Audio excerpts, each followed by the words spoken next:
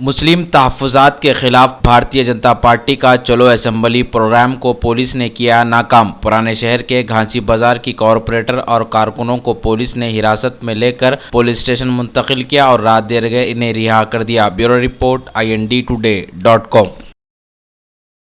घासी बाजार ऑफिस से निकले, असेंबली के लिए निकले थे।